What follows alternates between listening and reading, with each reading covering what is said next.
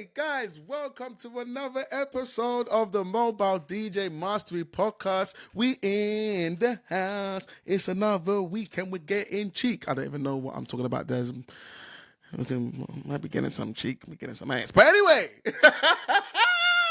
God. Today we have another banging guest, one of my good friends, Scott Durin, and we are going to speak about a few things. USPs, doing things differently so you can stand out amongst the crowd. Branding, a way so people know who you are and what it is you do straight away from the off. And another thing is some great tips right at the end for the brand new DJ. So if you're new, make sure you hang about for the last tip because I'm telling you, there's a bag of nuggets. When I mean a bag, a full bag of nuggets. But anyway, we need those nuggets. They ain't chicken nuggets, they're golden nuggets. So make sure you stay to the end because we're going to get there. Let's roll the sexy VT and let's get into it.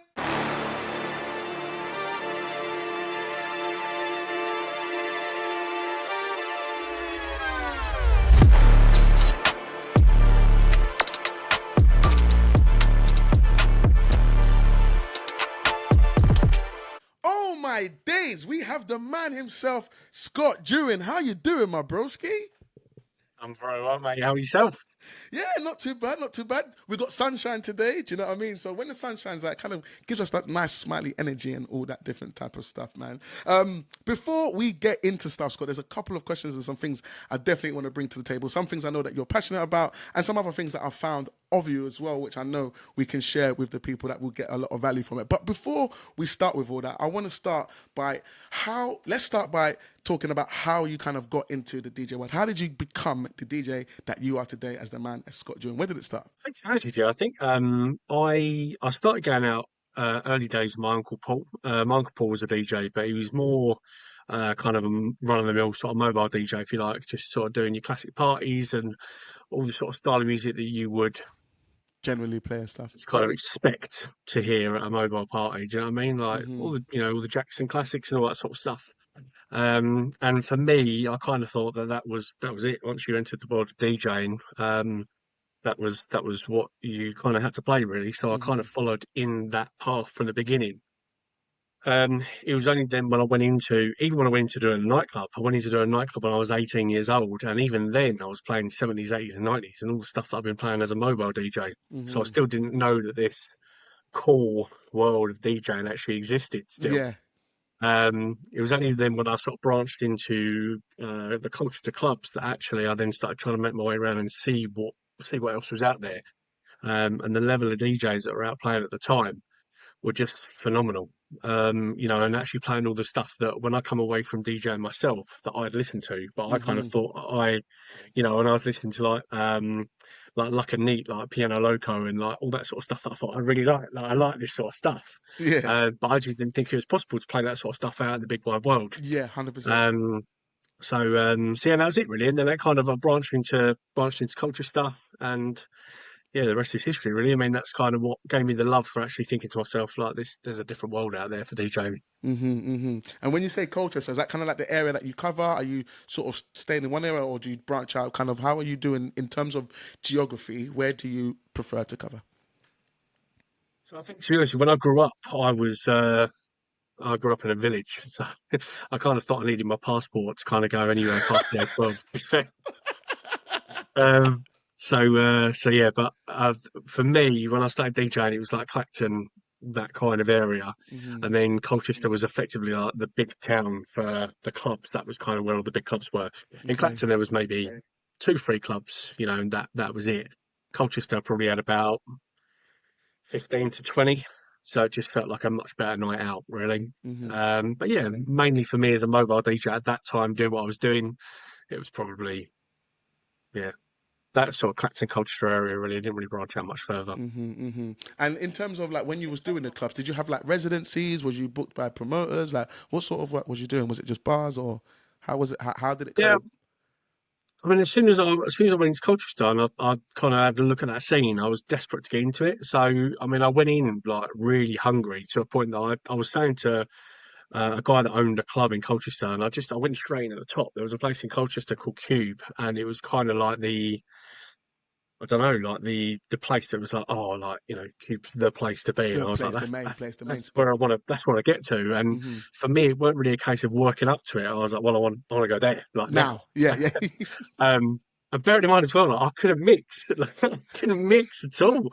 Like when I say I was like a proper typical mobile party DJ, like I mean that in every aspect of the word. Like it was like the end of the song's coming, oh, press play on the next one, fade it up. That's what I was doing. So then when I was then trying to get into this like real sleek, nice club, and I walked in there and like all these guys were on CDJs, and I was like, well, what do you need those for? I didn't have a clue, mate. So so I had to play catch up. Like there was a couple of my mates that were DJs, and I can't think what they were called now, but they were might have been Citronic. They were like CDJs basically, but they were like the real cheap version of. They might have been Newmarks. I can't remember, Yeah. but I just said, look, I want to get into this club, but just show me how to mix, as if it was going to be like a 2 hour Yeah, a session, and I'd quick be like, little right, thing cool, that I can you just pick up. Yeah.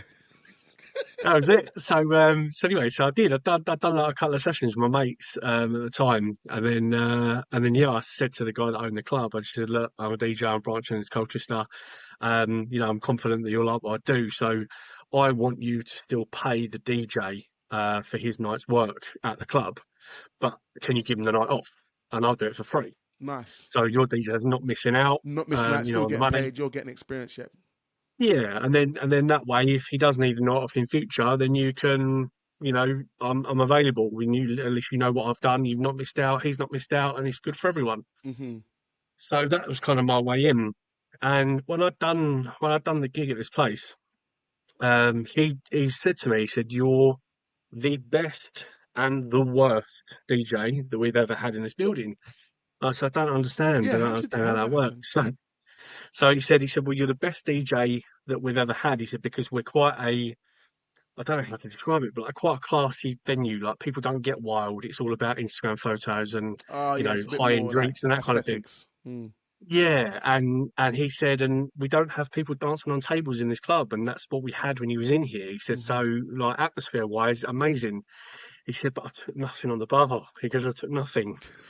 So, so it's I can't have you here. No, He yeah, goes, you're really but good, but that you keep too much people on the floor. We need people drinking. yeah, yeah, and that's then where actually it kind of opened up my eyes to another world of DJing where actually, there's when you go to a private party, the idea of a DJ, I believe, is to absolutely smash the hell out of it. Hmm. But actually, when you're playing in the clubs, for you to make it work there for you as a DJ, you've got to be very switched on with the business side of it as well. Hmm. That's true. Yeah. And for you to continue your residency there, you need to keep an eye on the bar. Hmm. And if the bar's quiet, just as a real example, but if the bar's really quiet, then you need to play something like, let's just say Whitney Houston on a dance with somebody, right? Because what you're then going to do is you're going to hold the girls there, but the boys are gonna be like, bar. Yeah, we're not doing this. We're getting drinks in. Yeah.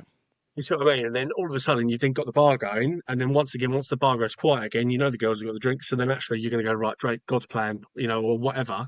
And then all of a sudden the girls are like, right, let's go and get a drink. Hmm. Um, and you kind of had to have that. I believe you kind of had to have that mentality to be able to keep the bar busy, because at the end of Yes. the night they'd be like, oh, takings have been, whatever, but it was learning actually to still have a good dance floor, but just you needed to be able to know how to rotate it, you know. Hmm. Hmm. Um, that's what I learned from being in the clubs. But anyway, he said to me, I've got another venue for you, and what you do will fit in perfectly there. So that kind of got me my first residency, which was at a place called Bar 19 in Colchester. It was long gone now, but yeah, that was kind of my first step, really.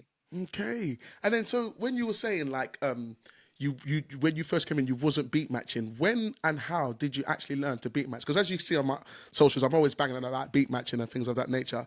And I'm thinking about the past to you and the person that might have been hearing that. How did you transition from playing to the end and then start beat matching? Who taught you or how did you learn to beat match? So what happened? What changed for me is I did start, but the only thing I could match at the time. I don't mean this disrespectfully to house DJs, but I just started on the easiest thing to mix, which is house. Um, so sorry. if the shoe fits and wear it, mate. Um, but yes, I started with house, and but I just personally I found it boring because the type of house that I was learning how to mix was the type of house that you just thought fucking hell, like the CD skipping, when you just turn it off, like they had nothing to it at all. Yeah, it just felt a Um, bit repetitive. Yeah. yeah, there was just like a sampling. It just be like da da da da da da da da da da da. You're like, all right, enough, stop, enough. But I just didn't enjoy it at all. So I'll be honest with you, I actually skipped it. I would say I think I've done it the wrong way round, and I admire the people that start in the beginning the right way. You know, they get on the vinyls, they take it right back to the beginning. You Yeah, know, and yeah. actually get to feel you know everything about it. And what I ended up doing is I ended up learning the music visually. So I jumped onto some software, which was the first when I first jumped onto a laptop to DJ. There was a good friend of mine. He just said, "I've just started using this program called Virtual DJ." So I said, Hmm. "Okay, like fine." Um, and he said, "If you use that, you've got like sync, and you've got this, and you've got whatever." So, and this is what I'm saying. Like, I've taken the cheat code, because this is in the DJ world. Everyone's like sync DJ, whatever. But what it then enabled me to do is actually sync it to just get it done what it needed to do, and then it was then still left to my ears to kind of go, "Well, that still don't sound right." Yeah, it's out of phrase. Yeah. And yeah, and so I still needed to kind of adjust it. And then obviously it was then about, again, because I wasn't a mixing DJ, I then still didn't understand about the 32 beats in like a chorus and whatever, to know Hmm. that actually if I've got a 16 beat intro, then I need to drop that halfway through the 32 beats. Yes. Do you Yeah, see what yeah, I yeah. mean? To To then be make able it make to, sense. yeah. So, and it was actually by going to the softwares first, then taught me that. Oh, okay. So then I kind of done it the other way round. And then actually, when it then come to me pushing into actually mixing, to then jump back onto a set of CDJs, in my head I'd learnt it visually, so now it makes sense Yes. Okay. Okay. Okay. Yeah. Yeah. Yeah. Yeah. for me No, personally. and I think that's a good point because a lot of people learn visually. Do you know what I mean? Like me, I'm definitely a visual learner. So seeing it happen can definitely like get all the, when your brain kind of, oh, it all makes sense now, and then when you're listening, you can adapt that same thing even though you can't see it.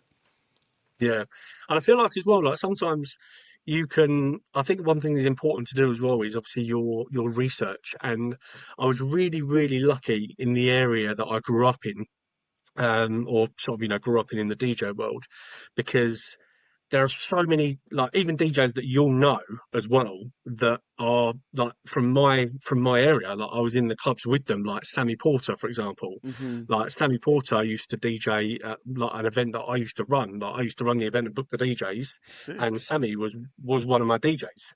Sammy also Crazy. used to yeah, Sammy also used to print all of my CDs as well. So if I'd done like mix discs and stuff, he would be my guy. He was my Pac-Man. Hmm. Like, Okay. yeah. So yeah, so to see the levels of where He's where taking he's it. come from to where he is now is ridiculous. Yeah. Yeah. Yeah. Um, you've also got people like DJ Cable, Chris. He was kind of in the circle of DJs that I kind of surrounded myself by, and would be the DJs that I watch. and Oh. and he was on BBC Radio 1 Extra with Mr. Jam. He's kind of his right hand man. There was another guy that we're probably going to see in a big way soon in the wedding scene. Definitely worthwhile having a chat with him because I'm sure he's got some incredible stories. Um, which is just Craig Maiden. Craig Maiden. Okay. Okay. Um, yeah, Craig Maiden. And it's funny actually because I remember walking into a club called Masula at the time. And I think it's called like Walkabout now, like the chain of venues that it is. Hmm. And he was a barman, and he used to wear this stupid little beanie hat that he used to sort of like wear right up here, and he used to be like, he looked like an elf. Right? But he'd come away from the bar and he'd like go and teach himself how to DJ and stuff. And I remember walking in there going, "Oh mate, that sounds terrible. Like, that sounds so bad." But he was learning, like, and because he worked at a venue where he was just learning to DJ, he just was just pissing about early on. Hmm. But like one of the last things I remember him doing was DJing for Chris Brown. And he's a What? sick DJ. Like, he's a sick DJ, and he's another DJ that actually played at one of my events. Because what I used to do is, on how it all started for me, like creating events. I'm jumping. ship now of what I'm talking about. But when I started doing events, there was there was a call for something to go on in Clacton for nightlife because it was just pretty dead.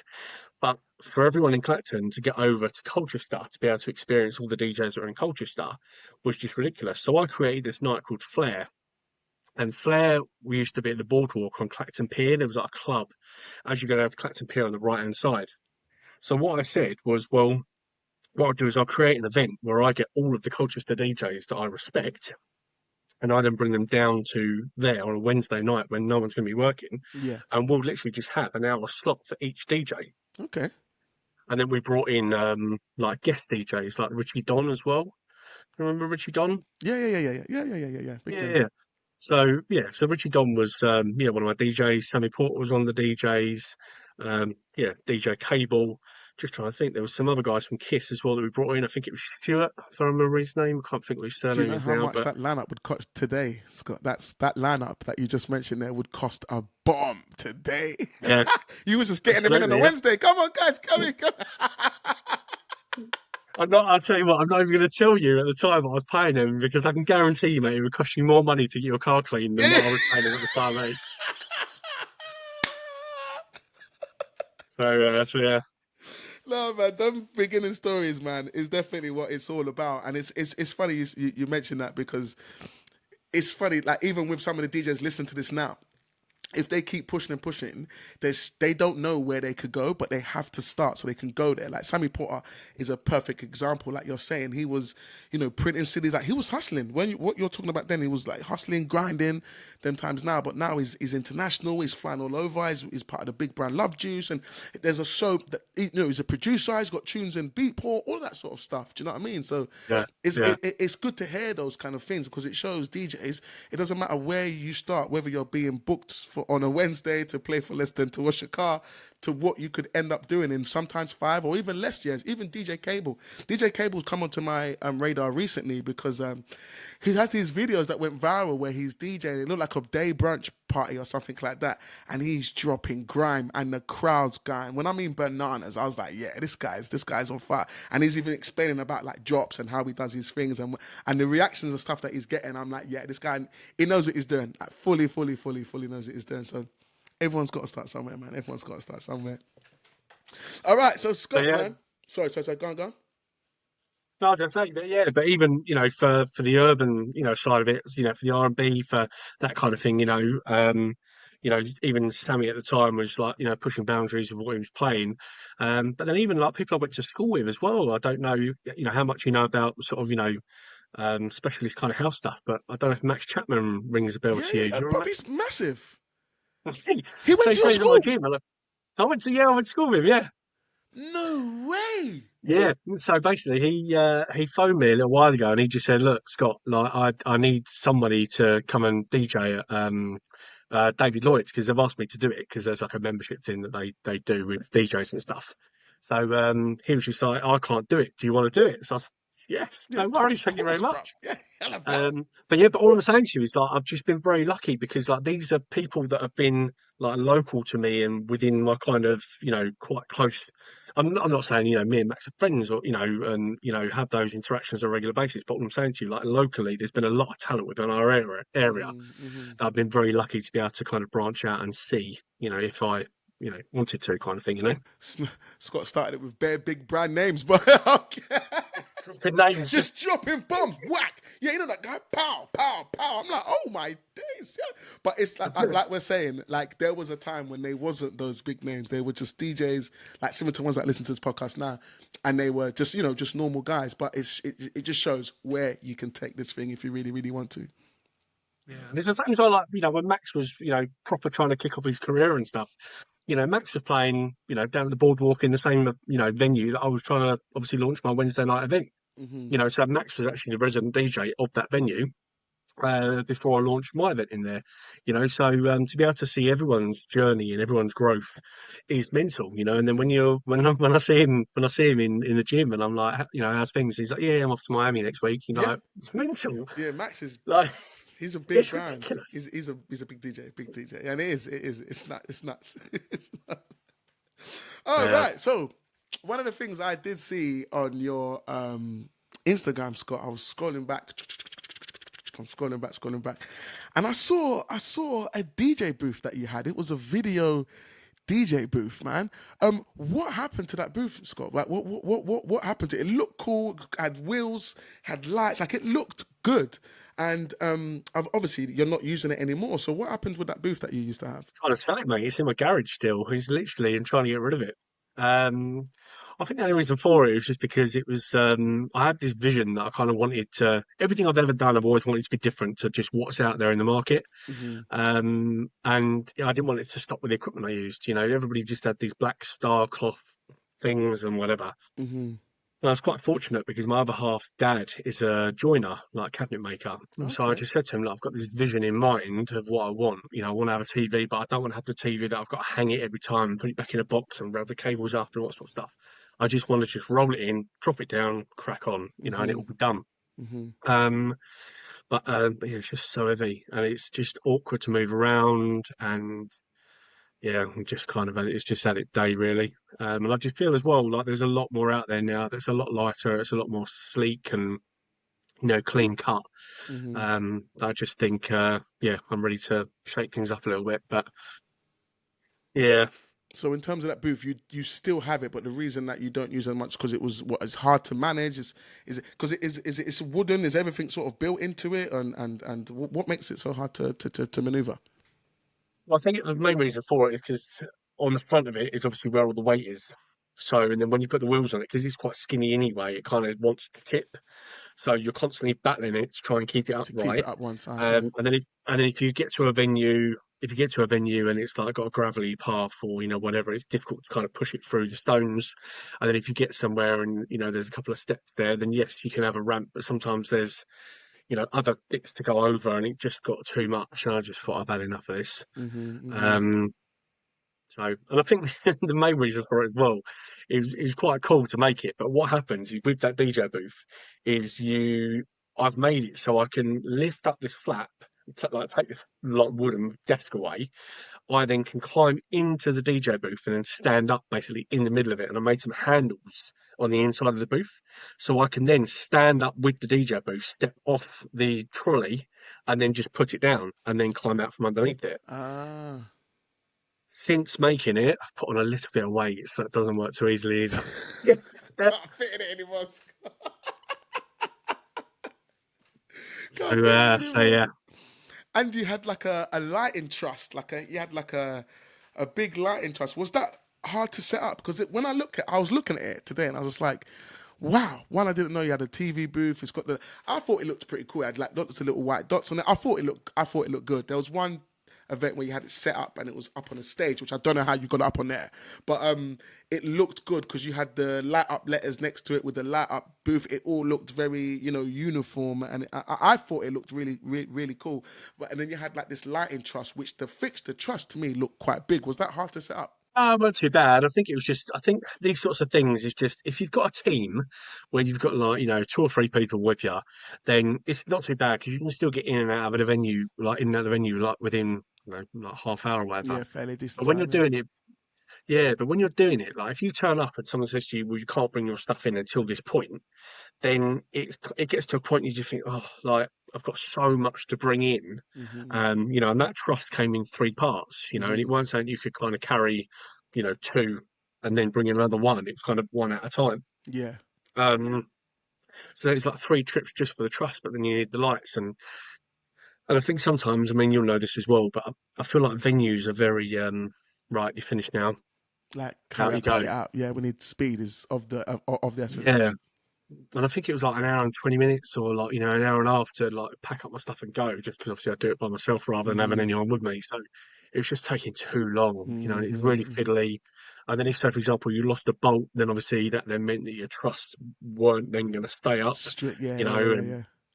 I just thought there's easier ways of doing this. It was cool at the time, and I'm proud of it because it looked different to anything out there. And Hmm. even though that photo was like, I don't know, 4, 5, 6 years old. I don't know, it's still to you, you're like, that looks sick, That looks good. so Yeah, clearly, it definitely does. clearly It at the like time, It looked good. Future-proof. Even when I was looking at it, I was just like, I was thinking, I want to know why doesn't he use this anymore? I know there's a reason because I know there's a reason, Scott. Do you know what I mean? But I think it's good to Yeah. mention that because I think like there's a lot of DJs that have your mindset, Scott, in terms of when they come into something, they want to go big, they want to do it like maximum, they don't want to do step by step. So they might see something like that and think, that's what I want, that's what I'm buying. They order all the stuff, get all the gear in, and sometimes they've not set it up. And then when they do go and set up, like you said, it takes them an hour and a half, sometimes 2 hours. The venue's like, it's taking you ages, and you're like, I need to get it right, I need to, and because like you're saying, it's big, it's heavy, you're trying to get things in.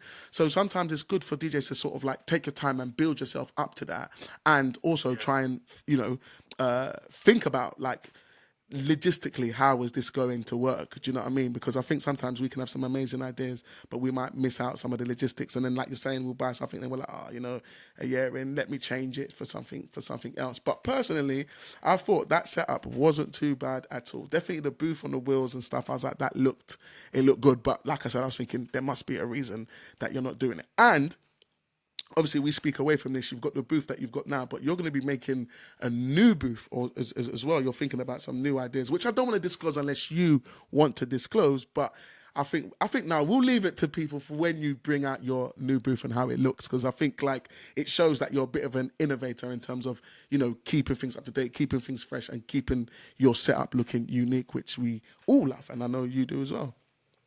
Yeah, well, I think I'm quite happy to brush over it. Obviously, we won't go into too much detail, but yeah, I do think sometimes it's very easy to go buy things off the shelf, and even sometimes when you buy something that you think is unique, um, if someone is just selling them, then naturally people will just follow and they'll find out where you got it from and they'll buy it. Hmm. Whereas actually, I think sometimes if you actually create something yourself from scratch and you design it yourself, then I think it becomes very, very obvious when someone has kind of gone, that's what I want. Hmm. Um, which, is fine. But yeah, I think it just kind of enables you to properly step outside Hmm. from what everyone else is doing and give you that unique selling point as well. Yeah, yeah, 100%. And then standing out as well, like, as in like when people are going through DJs, DJ. Like the one thing I see, same like my mindset of the Starlit cloth.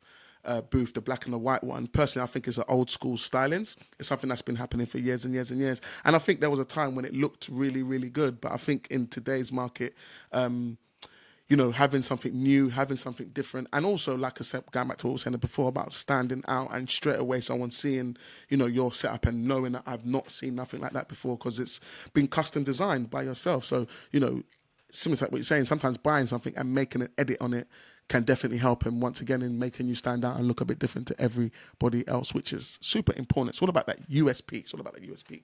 Another thing I've seen on your socials, Scott, you are busy DJ, bruv. You are active. You're there.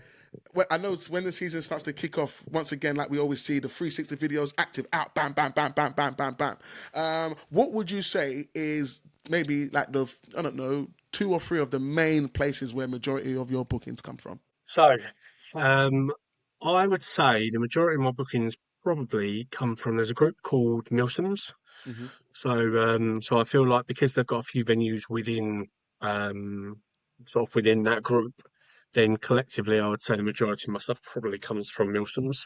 Okay. I then got another sort of barn venue, rustic venue called Eastern Grange, which is out in Suffolk. And I would say again because of the clientele they attract, the budget is right. I would say for me to be there. Hmm. Um, so yeah, but I think round this area naturally we do have a lot of barn venues. Okay. I wouldn't say that I've set out to be recommended by barn venues. I just think there are just a lot of them. So the likelihood is if you have a few under your belt, you're likely going to be in a barn venue. Hmm. Um, but yeah, so yeah, probably yeah, Wilson's and So, so from what you're saying a lot of your bookings come from recommendations from venues. yeah, so it's either going to be from them as recommended venues or my Instagram. They're the two strongest things for me, Okay. definitely. Yeah. Um, I I do feel quite confident that although I wouldn't want to risk it, I do feel confident that I don't feel like my business would drop if all of my recommended venues were to say to me, "See you later." Hmm. Hmm. Which I think is important. I think sometimes when you rely on one part of your business, then, as we've seen in America, I know it got switched on pretty quickly again, but TikTok obviously got deleted in the US. Mm-hmm. And you think to yourself, if anything, for whatever the reason happened Yeah. with Instagram inside the UK, like you've got to have the different streams of, well, where is my business going to come from? Mm-hmm. Um, so I think that's important. Definitely trying to think of having more than one place of where you're getting your work from. So Instagram's definitely a powerful one. Even for myself, Instagram's super, super powerful.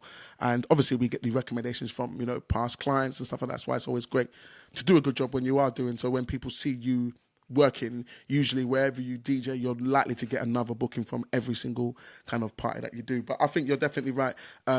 Not having all your eggs in one basket in terms of just the venues and obviously having a social media, but then don't just rely on one, have multiple. So if one does drop, at least the other one is still feeding you. Okay, Yeah. so that's a tip for you guys. I hope you're taking those tips, man. These are the things that you should be thinking about, because I know a lot of people listen to this podcast, and one of the main things people want, like most DJs, bookings, more bookings, more bookings. So it's always good to hear those types of things so people can see how the work is coming in and some things that they should be focusing on.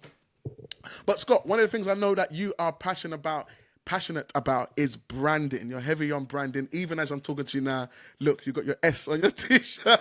I swear, Scott, every time, I don't think there's ever been a time I've ever seen you and I won't see your brand somewhere, whether it's the van, whether it's on your clothes, whether it's on all your pictures. Like, you're heavy on branding. What advice would you give to someone who has no idea about branding, like a DJ, like they see what you're doing and they're thinking like, what kind of things should I be thinking about in terms of my branding? What might you say to that guy or girl? So I think sometimes what people need to do sometimes is actually just take a step back and actually look at what their business is currently doing. And what I mean by that is let's say, for example, you say to yourself, right, what I want to do is I want to play history, R&B, hip hop. These are the types of weddings that I want to be booked for. So then I had a friend actually, and was trying to build up his business, and he was kind of looking at the events that I was getting, and then he was looking at the request sheet of things that people wanted from him when he DJ'd a wedding, and they weren't the same. His was like Rick Astley and YMCA and all this sort of stuff, but he Mm-hmm. wanted what I had. And I said to him, the thing you've got to understand is obviously everything you're putting out into the big wide world is your brand. Mm-hmm. Like everything that you put out onto Instagram or on your website or whatever, like effectively what you put out is what you're then going to attract. Yes. So when you do your story, like regardless, like the dance floor might be packed, yeah, absolutely might be, and that's great. But you're playing ABBA, you're playing Dancing Queen. So anyone that sees that, you've destroyed the brand that you're hoping to achieve because you've just showed them that you play ABBA at your event. Yeah. So they're gonna take you for what they see of you putting up. Yeah, for sure. Exactly. So, like, my suggestion with that is that's still okay to use that content, but actually use that content and just put something that you enjoy playing over the top of it, like just on Mm-hmm. Instagram. Just get away from the fact that you actually played Dancing Queen at that wedding. Scrap off the original audio and just put something over the top of it. Because that's your branding. So that then Mm-hmm. gives you the full dance floor, but then in people's heads when they're listening to it, they're like, oh yeah, I love this track. Yeah. They Yeah. put Yeah. those two things together. Mm-hmm. Um, and yeah, it's just literally a case of just making sure that everything that you're putting out there reflects what you want to achieve as a DJ. Mm-hmm. Mm-hmm. Mm-hmm. So, and what we like is that when people see the Scott Dewin logo, they get all the things like what you're putting out, the vibes, the customized booths, the stylings, like all the way, everything in the way that you do it. As soon as they see the logo, they know that's what it is. That's what they're gonna get. And I remember there was one of your stories that you put out, and I think you had was it a garage of? I think it was well, not a garage night, but it was like a wedding where they had the garage part. And I remember the way you was controlling the floor, like you could see there was points when obviously the 360 camera's going, there's a girl's going, ah! Like she's reacting to some of the stuff that you're doing. Even this other thing what you did when you played that song, was it called Bam for the Bam Bam for the Reload, and you turned your lights to blue and red, and I was like, yeah, this guy's got the place looking like the police are here. Like, I was like, yeah, those kind of things, sick, man. Love that stuff. Um, Absolutely. Another thing, Scott. So I can see in the past, I'm not sure if you do it anymore, but I can see that you used to use Hitched at a point where you used to use it as one of your advertising spaces. I want to quickly talk about like how did you find your experience with Hitched? Like how long was you with them for? Um, so not very long to be honest with you, and it's really weird that you bring it up. Only for the reason that I was on the phone to Hitch yesterday, Oh wow. and the reason I was on the phone to Hitch yesterday was because I heard your podcast on. I On heard the you on a Brief Junction. podcast the other day. Yeah. So, and that kind of made me think I need to double check how these things are looking at the moment because I've not ventured into that for a while. Um, so yeah, but yeah, I don't know. I don't want to knock. I don't want to knock them, but I wanted to have another dabble with it just to find out whether or not it's a good move at the price point that we're at. Yeah, yeah. Um, and also, yeah, whether or not it's kind of worth it, especially for the money they charge to actually get into a position that is worth being in. Yeah, to get the proper advertising spaces. Yeah, yeah, correct. Yeah. Hmm. So yeah, I'm in conversation at the moment. I haven't made any decisions yet, but yeah, I wanted to have another dabble just to kind of see. Because the other thing as well is now I've always been a bit of a wing it till you make it kind of guy. Okay. And I now feel like looking at my business and looking at, you know, where it's kind of got to now, I now in some ways need to understand how, Hmm. Hmm. like, you know, and where is I've just been like, yeah, cool, booking. I've never said, where did you hear about me? Yeah, You know, yeah. there's so many ways that people can hear about me. It might be Instagram, it might be my van, it might be that, you know, there's 14 venues that recommend me. It might have been one of them, but then, you know, which one was it? Because Hmm. actually, there might have been a venue that recommended me because they went to go and view it, but then actually they're getting married somewhere else. So was it Yes. still that venue that recommended me and all that sort of stuff? So as I'm now learn about what I've achieved and moving forward, I now want to fully understand it and properly treat it as a business, Hmm. you know, so I know where to spend my money Yeah. and where not to spend my money, you know, and that kind of thing. Hmm. Um, I want to definitely venture onto new ideas with social media, you know, ways of trying to get people's attention, hold people's attention, Hmm. you know, gain more followers, you know, check out different bits of software that enable you to get more followers. Hmm. You know, for the style of music and the branding that obviously you put out. So yeah, so I'm now just kind of homing in on everything and kind of taking everything a little bit more seriously Hmm. because I may have winged it to get to this point, but now I feel like there's a lot more that could come if I do it right. Hmm. Hmm. Hmm. 100%. I wanted to quickly touch on you was mentioning there about Hitched because, like with Hitched, I've got the one thing I will say about Hitched to anyone that's listening is that from the experience I had from them, it definitely works. Like you will get, let's say you're investing over the year, say 1,500. You might be investing like something like £1,500 to be on the Hitch platform. Technically, I always look at it as that if you can times that by 10, and in the year, if you can get 10 times what you've paid, then that's not a bad ROI in that sense. If you can get more than that, even better. Do you know what I mean? But I just found it, like I think you heard on the pod, I just found it that when there was times when I felt like, months will go by and I wouldn't get an inquiry, but I'm doing work on Instagram and that's bringing me inquiries every month. I'm getting inquiries, but then I'm paying for one and I'm not getting much. And I used to message them and I'm like, what's going on? And then literally 2 or 3 days after calling them, it always happened. It always happened that after that I'll have a quiet spell, call my account manager, and the next 2 or 3 days, boom, boom, boom, boom, boom, boom, the messages are coming. I remember just thinking like, like how much is it controlled? That is it organic? Like I don't know. I don't know. Yeah. I think this is why as well. I want to kind of give it another go because I feel like now, because I am very switched on with, you know, what I'm putting out, how I'm putting it out, you know, is that right? And obviously with the help of, you know, things like AI and, you know, that kind of thing as well. I think what I want to start doing is actually looking at, you know, with Hitched, if I give it another go, then actually invest my time properly. And, you know, I think when I joined Hitched the first time that I'd ever, you know, signed up to it, I don't think I went onto everybody else's account. You Oh, know, so you just kind just of had a profile up and just left it and just said, "Yep." yeah, and I think it was just a case of what's that question? Oh, da da da da da da da da da da da da. I don't think I treated it seriously enough to be able to Okay. actually say this didn't work for me. I don't Yes. think I can honestly put my hand on my heart and say that's not worth doing. Mm-hmm. And I think if I was to do it this time round, I think what I would do is look at everything, get all of my answers together, get all my kind of pictures in the right place, use the right photos, use the right videos, that kind of thing, Mm-hmm. and then properly analyze it across a year. And then I can say this is worth doing, this isn't worth doing. But from me winging it over the years, I don't know.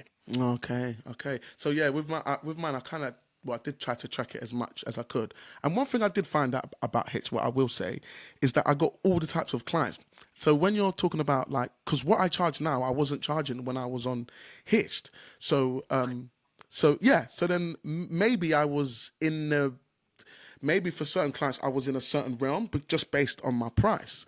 And but one thing I did look at with Hitch when I was going through, how the year was when I was with them, is that I got all the clients. I got some of my highest paying gigs from Hitched, and I got some of my mid range and lower paying gigs to Hitch. So it really gave me a wide range of different people. And one thing I think it is good is that it will advertise us up to some people that would never might not come across you, but they need and want what you offer.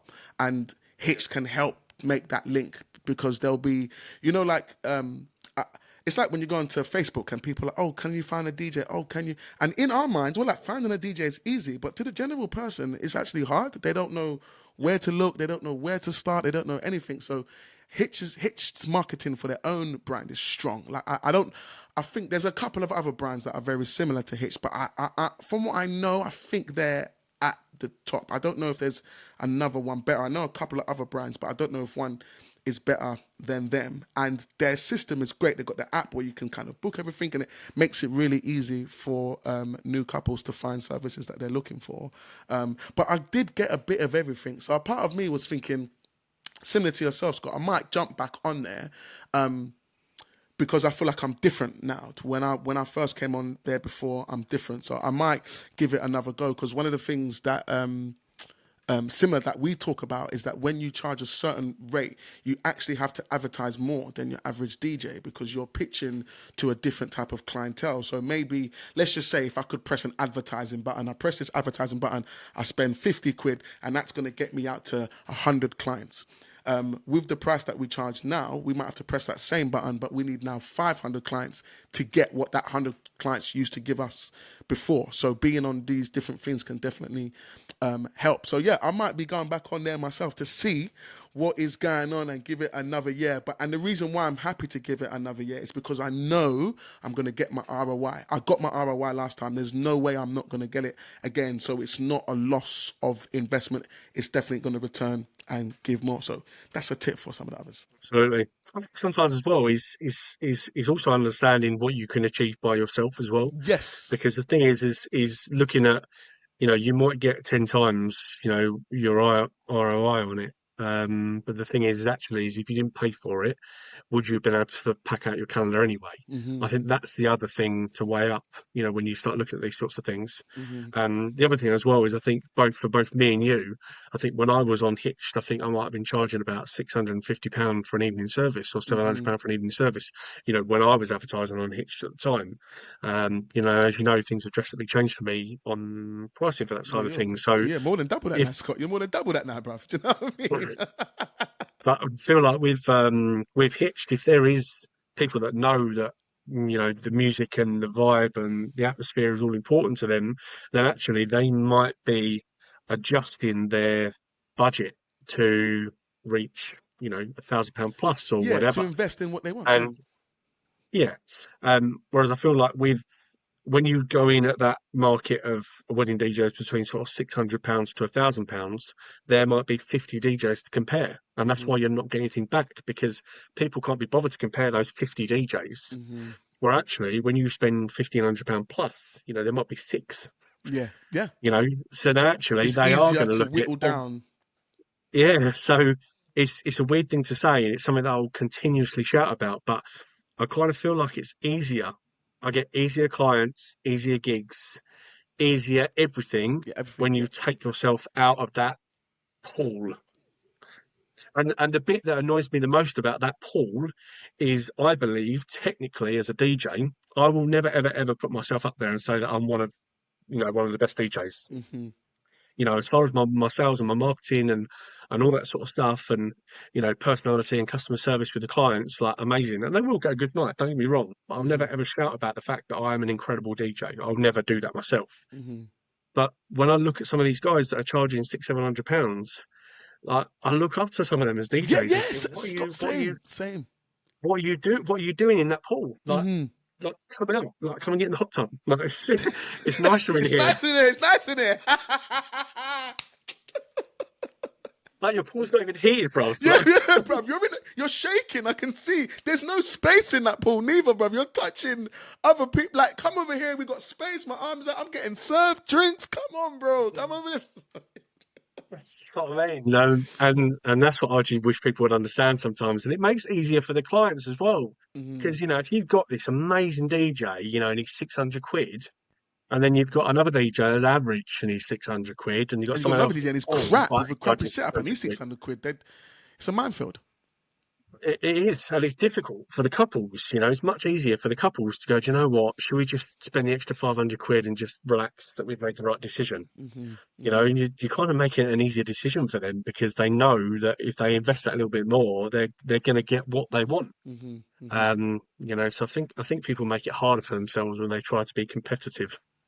Yeah, definitely. I think, and that's the reason why I always say collaboration over competition, because like even the conversations that we have, Scott, like offline, it kind of shows that the things that you've experienced and the things that I've experienced are similar. So that some people that just have them as a DJ, I highly recommend to have a small DJ network, because you can learn things from each other and see how things are, to know that like this being in this realm is a much better place than being in that realm. And another thing that I want to mention as we're talking about like pricing and things of that nature, and DJs that are like they want to be there, you definitely have to show the value, because one thing that we do is that we're heavy on social media. Social media helps us massively. Once a client goes on there, they can see a lot, they can download a lot, they can educate themselves pretty quickly, which then makes it so they're more happier to move their budget up, because like you're saying, with the £600, £700, £800 DJ, that's like your average kind of like wedding DJ. And then when they come over this side, they're getting more like a specialized thing. Like goes back to like what you were saying about your branding, because when they see the £600 DJ, if they're just seeing "Come On Eileen" and the songs that we probably sometimes still play, it's not like we don't play them, but it's not what we market ourselves as. It's not what we advertise ourselves as. So when our ideal client come and they see the garage, they see the house, they see the live sax, the bongo, they see these things, and they're like, "That's exactly what I want." And then we step out of that realm, and it just makes it much more, even like you're saying, to convert these clients also. Yeah. I think as well. I think looking back at some of the stuff I've done over the years, I think it's really important to kind of get out there and just get your name out there for whatever the reason. Hmm. And if I take it back to when I think I was about 17 or 18. Hmm. And what I'd done was when I was really big on, the mobile DJing side of things, I wanted to be able to make an impact in a big way, to be able to kind of, just get my name out there to everyone.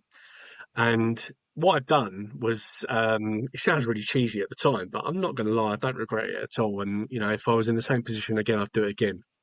But what I'd done is, you're getting nervous, aren't you? No, I'm anticipating what it is that you're about to say. So what I'd done was I went and hired a car trailer, right? And then on the back of this trailer, I went to a proper production company to give me like a big sound system. And I strapped this sound system to the back of this car trailer. Okay. And then I entered Clacton Carnival, Okay. What do right? you mean you entered? As in you just went there, like, or So as a DJ, like just to promote the services that, I offer. okay. Um, and at the time, it was kind of, I don't know how many years before it would have been, but obviously this is when like the Cha Cha Slide come out. And so you can tell I was in the cheesy mobile Yeah, you DJ was world there. at the You was time. really there. Yeah, absolutely. I was just gutted it weren't Cupid Shuffle now, to be fair. Um, But yeah, so what I'd done was I put all my branding down the side of it, and as a mobile DJ, my uncle's mobile DJ name was Master Tracks. Master tracks. Okay. Um, and then when I was trying to think of a mobile DJ name, I then thought to myself, um, I need to kind of come up with my own idea. So then, because I was quite young at the time, I think this is probably when I was like 14, 15. I was thinking in my head, like, what about mini mix? And then I thought, that don't sound great when you're 27 and you call mini mix still. So I just thought, no, like Yeah. let's move that to one side. So I then went to as a hybrid of what my uncle was. I went to master mix, right? Yeah. I didn't know Richard Lee at the time. All right, I just want to put it out there. Yeah, that would have been problems, infringement issues. So yeah, so I went with master mix, which was incredible because I couldn't mix a cake, let alone two tracks together. He's called Master Mix and he's not even the most confident mixer. So anyway, so yeah, so I had all my branding down the side of it, just had mobile discos, weddings, what sort of stuff, all down the side. And I just said to the people at the carnival, like, all I want to do is I want to be at the back of the carnival. And she said, well, that's weird because everyone usually wants to go to the front. To the front, yeah. So I said, no, I want to go to the back. And I said, and when I go to the back, all I want is for people to join in at the back. Right, that's it. So as the carnival went through, it was the You're last closing one. the, yeah, people are closing the roads like, yeah. Yeah, absolutely. And I was just like, I just want the longest, like, touch-off slide, literally behind, like, this pumping Sick, sound system. sick, sick. Um, and that was it. So that was something that I kind of done. I thought to myself, well, do you know what? It's putting your name out there. I mean, obviously, I wouldn't do it now. It don't reflect the brand that I am. Yeah, yeah, 100%, Um, yeah. but it's still having those ideas to step away from what the norm is. Yeah, yeah, yeah, I Um, agree. do you see what I mean? Yeah, And just do things like that. 100%.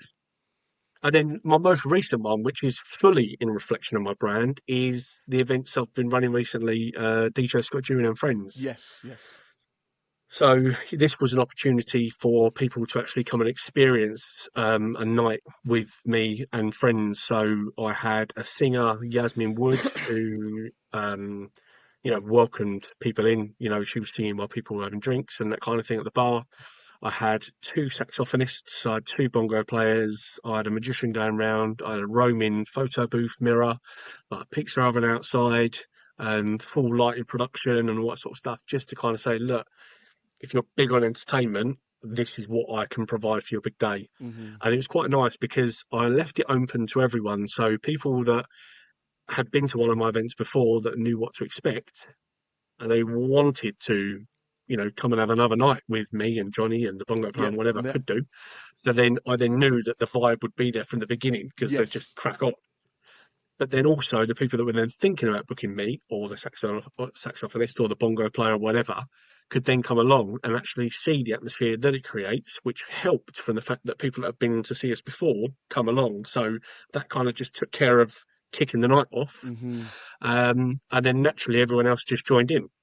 So yeah, so it's things like this, and it helps everyone because it helps your branding, especially when the newspapers pick up on it, and obviously it's then DJ that launched his career in this area brings it back after a successful this that and the other, Yeah, it's going yeah. to the papers, and just sort of getting people talking about you, and reminding people that haven't seen you for years that actually you're still doing this, but on a big On a level different now, level, a different and they're scale now, seeing you yeah. in the papers and that kind of thing, so it's good for your branding. Hmm. Is then also good for the venue because then that was a night that they wouldn't have been doing anything that day. Hmm.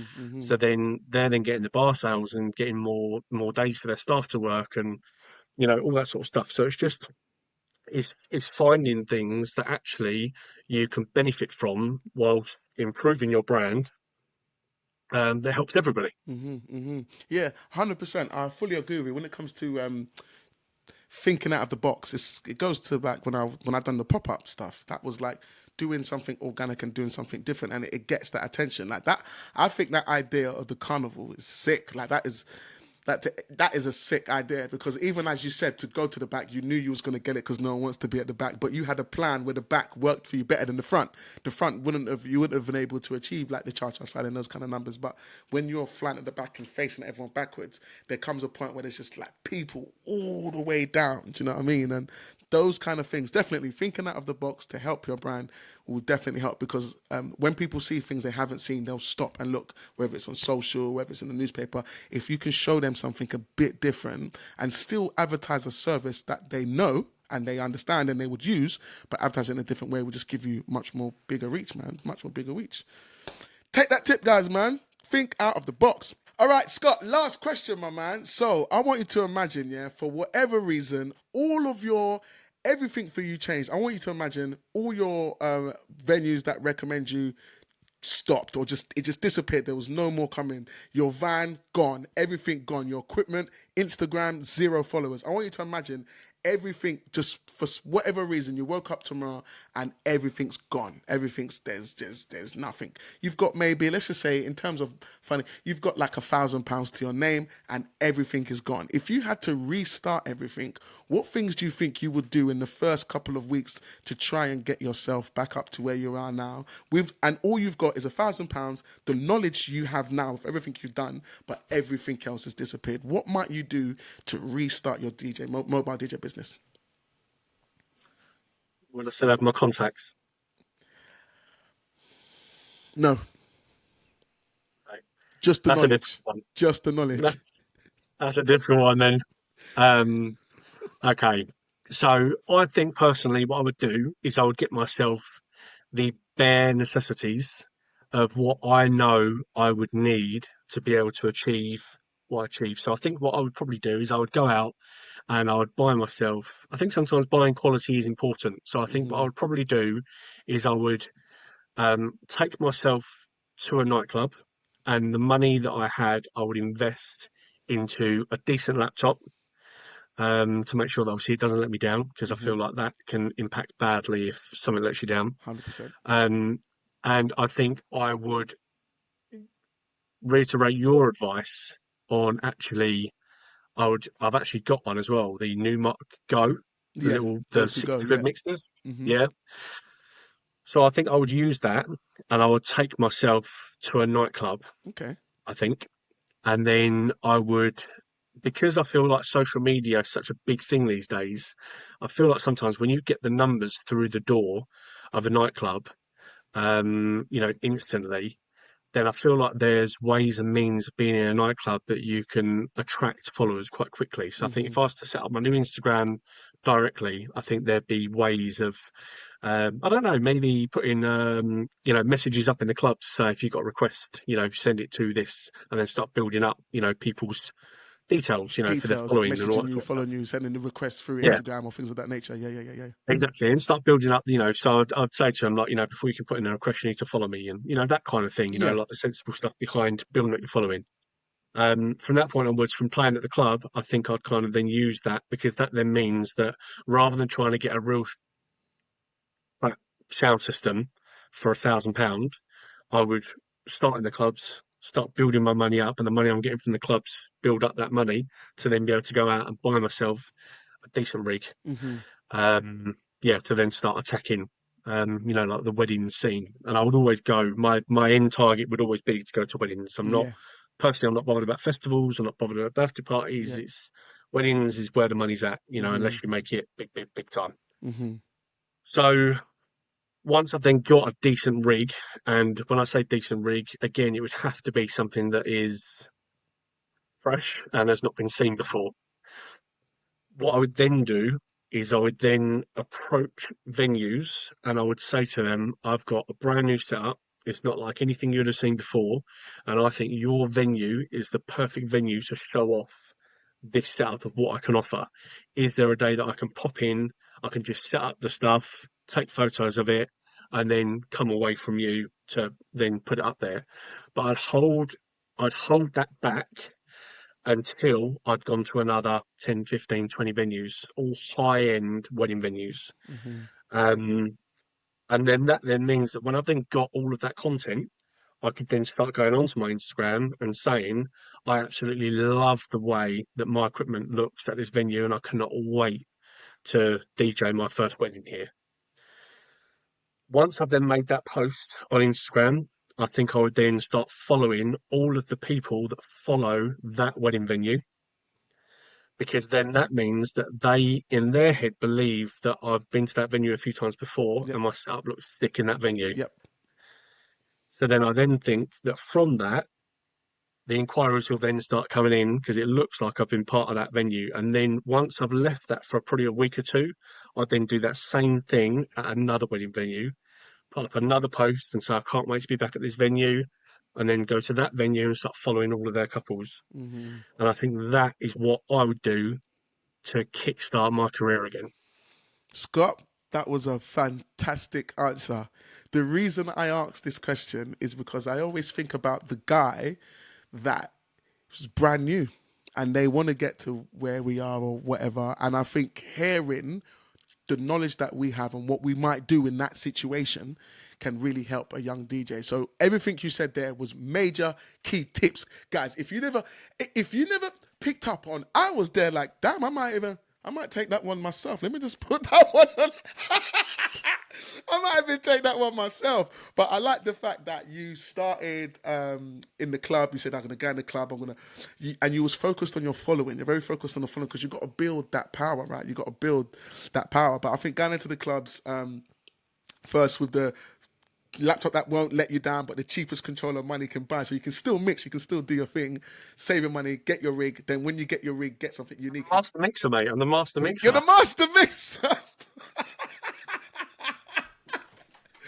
With your new Don't sue me, go to Richard. go. Don't sue me. Don't worry, Richard. This is just such a conversation, Richard. So this is not something we're taking you on. Your master mix is there, and we still use your website for all of our mobile tunes and stuff of that nature.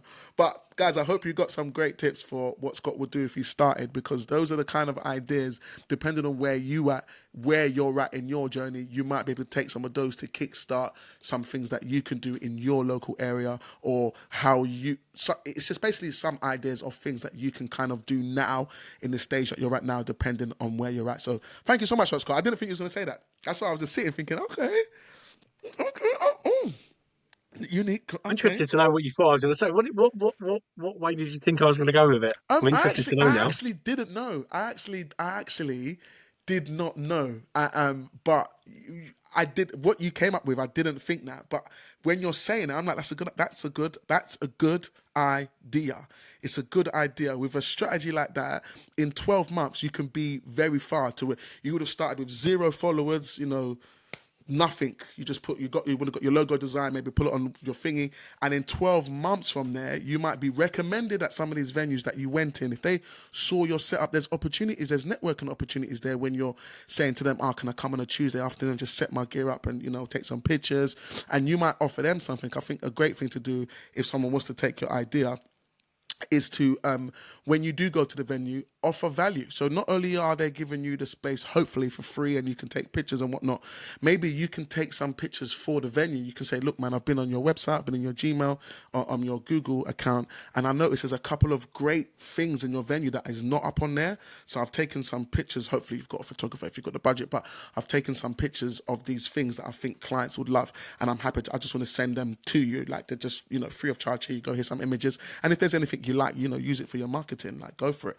And doing something like that creates that network with you and the venue. And they might be like, you know what? We kind of like the setup that you've got on here, can we take your card? Do you know what I mean? And then that can maybe even build you up to, as you've just gone in there to take a picture, you could leave with a maybe recommended supplier, or they might mention you to 1 or 2 of their clients just to get you in there. Yeah, there's so much that can happen from that. So yeah, I think that was sick. That was sick. That was that was sick, guys. I'm just saying there were some gems in there. If you missed them, you need to get that wax out of your ears. But there were some good points there. Scott, man, we have reached the time of the ep, man. Thank you so much for joining and sharing some of your stuff, man. And I hope that the guys took something from that, because there were some definite major keys in there, man. The other one thing I want to say just before I go is I feel like if you don't already, in the DJ community, I feel like there's a lot of gatekeeping that goes on with information. Yeah. And I feel like by doing that, it's actually a negative. So I feel like what you should do is I feel like you should find some DJs that are around your price point that want to grow. And then I would brainstorm between the 3 of you of how you can grow together. Mm-hmm. By having that network, that then means that any gigs that you can't do, you can pass on to your network, and Mm-hmm. those those people will pass it back to you.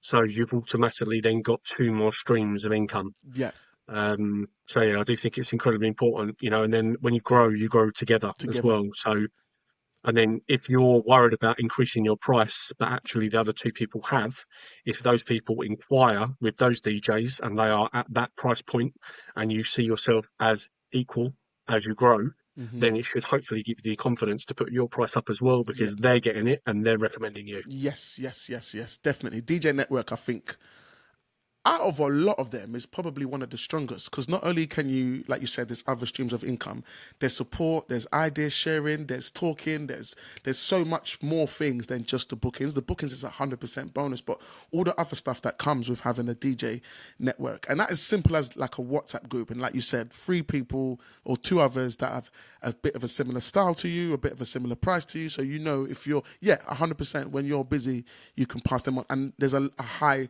chance that client will book with your friend, and vice versa. When your friend sends them to you, there's a high chance that they would book with you. You've got a similar ethos, the things that you will talk about and share. Definitely, I call it iron sharpening iron. You know what I mean? When the iron sharpens iron. So, guys, he just before he left the building, he dropped another gem. Just hold that. So, Just like the names at the start of the podcast, mate. yeah, he just names, gems, ideas, how to start up again, branding, whoop, whoop, whoop, whoop, whoop. All right, Scott, thank you so much for that, man. I think we're going to have a couple of comments. And like I always say, guys, if there's any questions or comments that you would like to shoot to Scott, make sure you head into the mobile DJ Mastery Instagram, leave a voice note on the DMs, and we can then play them on the episode, and some of them will get sent straight to Scott, so he can be like, okay. Because there's something in this little pod that could maybe this year, guys, make you an extra 5 to 10 grand. I heard them. So, hashtag just saying. Anyway, Scott, man, thank you so much for your time today, bro. Definitely need to get you on the podcast again for some other future talks because there's so much other stuff that we talk about that we want to bring. I really want to have another conversation delving way more into the pricing structure because that's another big thing that we talk about when it comes to the pricing. And I wanna open DJ's minds, and I wanna what do you call it? I want to burst myths. There's too many myths, and like you're saying about the gatekeeping stuff, and with the gatekeeping, there's too many myths and things that are not true that then just circulate within the DJ community that don't exist. I don't know who started these lies. I don't know who started this rubbish, but it's not true. And I think we can bring you back on to break some of those as well, man. I think just as a teaser, you need to tell them that the first target for an evening DJ service for 5 hours, the first target is 2 grand. Mm-hmm. Ooh, 2 grand for the evening service. 5 hours. I think that is the first target. I think that is the first thing for the industry to reach. Mm-hmm. Not just to put their price up and not get any bookings for it, successfully charge £2,000 for an evening service, consistently get booked, and then and then go from there. But that is a starting point, which Mm-hmm. may blow some people's minds, but it's well achievable, Yeah, and we're it's nearly there. 100% achievable, 100%. And that's the thing about bursting the myths, because I think there's some DJs that don't believe it because they've not seen it. Do you know what I mean? But then sometimes seeing is believing. So let's show them, Scott. You know what I'm saying? This is part two. Part 2, man. We'll be back just to up you lots of money. Anyway, Scott, man, enjoy the rest of your day. Thank you so much for your time, and we'll get you on again soon, my man. It's been a pleasure. Thank you so much for the invite. No problem, man. We'll definitely be back again. Guys, make sure you head into the description, have a look at DJ Scott Druin's booth, the booth that I was talking about. Head into his Instagram, scroll down, and have a look at the booth and some of the things that he was doing. And the way, when he talks about branding, you can see all the things that he's talking about live on his Instagram. So head into the description, have a little tap, make sure you give him a follow and have a look and see what's going on. And there's some other things that you can hopefully learn. One thing we do always talk about is that we don't talk about copying and stealing, we talk about inspiring. So copying and stealing is not a great thing, and even if you copy and steal, usually it will never work for you as it would for the other person. So when you go over there, make sure you take some inspiration. Take some inspiration. Anyway, guys, I hope you got some great stuff on this podcast. We are going to be back again with some more bangers next week. So make sure you tune in, like, subscribe, follow us on Instagram, all that good stuff, guys. Come on, do it. I don't even know why you're not doing it. You're watching, you're listening, but you don't do it. Why don't you do it, man? It don't cost you nothing. It don't cost you nothing. Most of these episodes, we're giving you tips to make Moulin Rouge. So come on and just give us the likes and the follows so we can continue to deliver some of this great information. But other than that, same time, same place, next week. I'll catch you there. Cheers!